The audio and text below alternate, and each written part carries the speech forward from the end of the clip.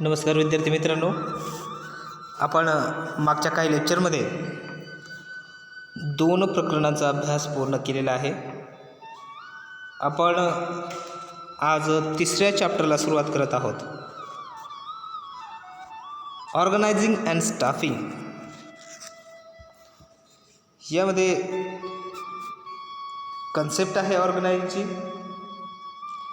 Major function of management एवढं वाक्य तुमच्यासमोर दिसत आहे. म्हणजेच ऑर्गनायझिंग हे मॅनेजमेंट करत असताना मेजर फंक्शन आहे. मग त्यामध्ये असं म्हणता येईल, one can look at organising as an activity to eliminate, choose and introduce systematic function in the enterprise. आपल्याला सिस्टमॅटिक जेव्हा मॅनेजमेंट करावं लागतं तेव्हा निवड करणे आणि आपल्या कार्यामध्ये त्यांना सामावून घेणे हे ऑर्गनायझिंगचं उद्दिष्ट असतं. मग याची डेफिनेशन चेस्टर यांनी असे दिलेली आहे, a system of cooperative activities two or more person is called organisation. एक सिस्टम आहे एकमेकांना सहाय्य करून पुढे जाण्याची. मग एकमेकांना जर सहाय्य करायचं असेल, ते कॉमन गोल पूर्ण करायचे असतील, तर आपणास ती ऑर्गनायझेशन क्रिएट करावी लागेल. मग आपणास सोप्या पद्धतीनं असं सुद्धा म्हणता येईल की समान उद्देशासाठी कमीत कमी 2 व्यक्ती एकत्र येणे म्हणजे ऑर्गनायझेशन होय. मग मॅकफर्लँड यांनी सुद्धा अशाच पद्धतीने सांगितलेलं आहे, an identified group of people contributing their efforts toward the attainment of goals is called an organization. बघा, जेव्हा सेम आयडेंटिफाय असणारे, सेम प्रोफेशन असणारे, सेम विचार असणारे 2 लोक एकत्र येऊन ते गोल पूर्ण करण्यासाठी जेव्हा एफर्ट करत असतात तेव्हा त्याला ऑर्गनायझेशन असं म्हणावं लागतं. यानंतर या ऑर्गनायझेशनची इम्पॉर्टंट आहेत. मग ही इम्पॉर्टंट काय आहेत आपण पाहू. त्यातला पहिला आहे बेनिफिट ऑफ स्पेशलायझेशन. यामध्ये असं सांगता येईल, organisation assign work in a systematic manner to the diverse employee within an organization. Organisation diverse करत असतं एम्प्लॉई. कशासाठी? तर आपली ती ठरवलेली सिस्टमॅटिक मॅनर्स पूर्ण करण्यासाठी, ते वर्क पूर्ण करण्यासाठी. उदाहरणार्थ, आपला इंजिनिअरिंग टेक्नॉलॉजीचा प्रोडक्शन किंवा त्या डिपार्टमेंटमध्ये असणारं काम चालत असतं. तशा प्रकारचा आपला व्यवसाय आहे. तेव्हा आपल्याला इतर तज्ज्ञांची मतं घेऊन आपला त्यात स्पेशलायझेशन घडवून आणता येतं. उदाहरणार्थ, CA-CPT करत असताना CS हा वेगळा आहे, CMA हा कोर्स वेगळा आहे. म्हणजे प्रत्येक गोष्टीत आपल्याला स्पेशलायझेशन निर्माण करता येतं. हा त्यामागचा उद्देश आहे आणि हे ऑर्गनायझेशनमध्ये शक्य आहे, कारण तिथं समान विचारांची लोक राहतात. बघा, कुठलीही संघटना डोळ्यासमोर ठेवा, राजकीय संघटना असेल, व्यावसायिक संघटना असेल, तर त्यांचं कार्य, विचार सेम प्रकारचे असतात. उदाहरणार्थ, राजकीय पक्ष घ्या, तर कुठलाही राजकीय पक्ष, BJP असेल, काँग्रेस असेल, तो केवळ राजनीती या गोष्टीकडे लक्ष देत असतो. शैक्षणिक ऑर्गनायझेशन घ्या तर या क्षेत्रामध्ये फक्त केवळ शिक्षणाचा विचार केला जातो. अशा पद्धतीनं स्पेशलायझेशन आपणाला घडवता येतं. यानंतर क्लॅरिटी इन वर्किंग रिलेशन. जेव्हा आपण कामाचा संबंध जोडत असतो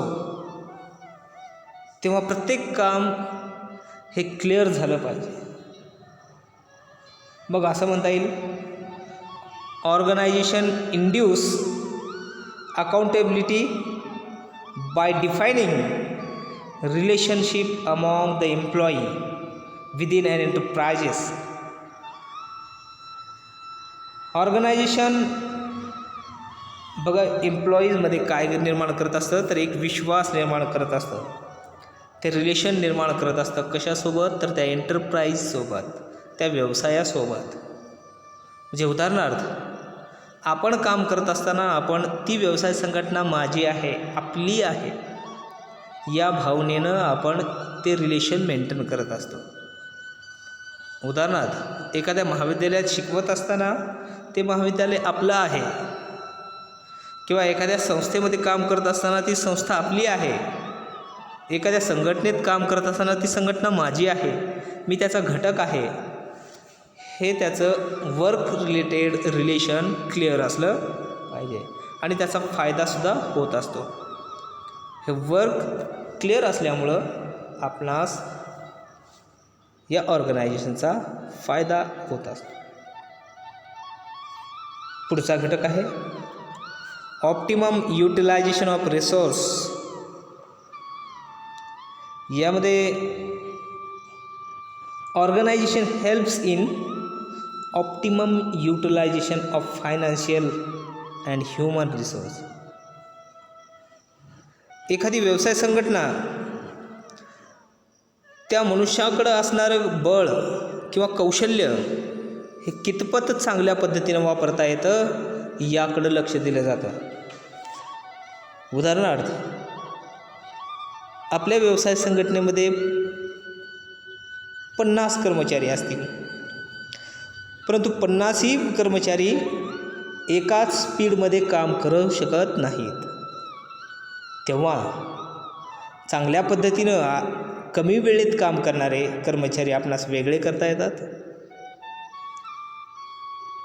वेगळ्या पद्धतीनं काम करणारे कर्मचारी वेगळे करता येतात. या पद्धतीनं त्यांच्यामध्ये असणारे कौशल्य वापरून आपणास आपल्या व्यवसायाची, त्या ऑर्गनायझेशनची ध्येय धोरणे स्पष्ट करता येतात, पूर्ण करता येतात. तेव्हा पुढचा घटक आहे effective administration and governance. Another features असं सांगता येईल of organising is that ensure the job are clearly defined within an enterprise such as there is a no duplication and wastage. प्रत्येक व्यवसाय संघटनेचं ध्येय धोरण असतं की दिलेल्या वेळेमध्ये एखादी काम कर्मचाऱ्यांनी पूर्ण करावं. मग अशा वेळी काम करत असताना ते वेस्टेज, ते डुप्लिकेशन होऊ नये याकडं लक्ष दिलं जातं. जर उत्पादन संस्था असेल तर वेस्टेज होत असतं. जर सेवा संस्था असेल तर वेळेचं अपव्यय होत असतो. मग हे टाळण्यासाठी इफेक्टिव्ह ॲडमिनिस्ट्रेशन निर्माण करता येतं. हे ॲडमिनिस्ट्रेशनचा फायदा आहे. आणि ऑर्गनायझेशनमध्ये अप्पर टू लोअर आणि लोअर टू अप्पर हा क्लासिफिकेशन असलाच पाहिजे. तेव्हाच ते कार्य इफेक्टिव्हपणे पूर्ण होत असतं. यानंतर डेव्हलपमेंट ऑफ पर्सनल, की बघा व्यवसाय संघटनेमध्ये काम करत असताना प्रत्येकाचे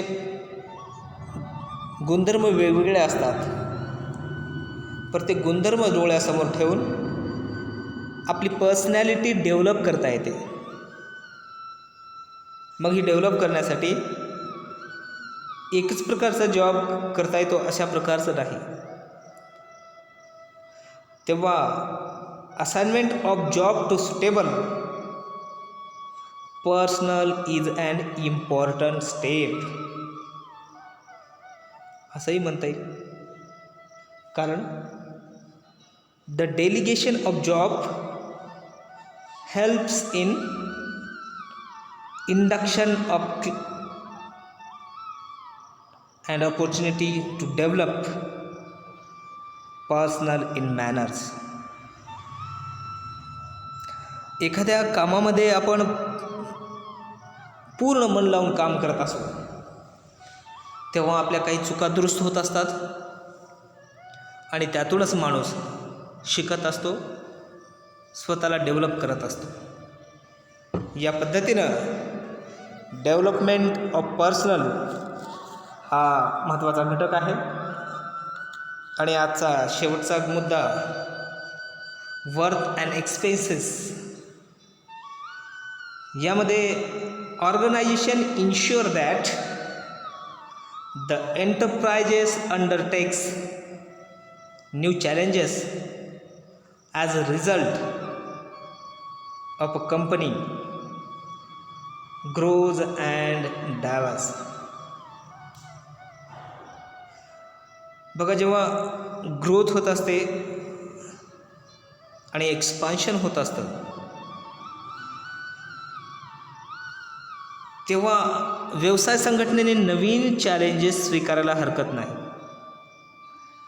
कारण नवीन चॅलेंज स्वीकारल्याशिवाय नवीन रिझल्ट मिळणार नाही. आणि मार्केटमध्ये प्रत्येकाला तेच काम किंवा तेच रिझल्ट नको असतात, तर दररोजच नवीन रिझल्ट, नवीन प्रकारचे काम हवे असतात. म्हणून तर उम्मीद पे दुनिया कायम असं म्हणत असतात. कारण प्रत्येक गोष्टीमध्ये इनोव्हेशन असल्याशिवाय ती उम्मीद जागृत होत नाही. तेव्हा ग्रोथ अँड एक्सपान्शन होणं हे ऑर्गनायझेशनचं इम्पॉर्टंट आहे. तर विद्यार्थी मित्रांनो, याचा चांगल्या पद्धतीने अभ्यास करा. भेटू आपण पुढच्या लेक्चरमध्ये. धन्यवाद.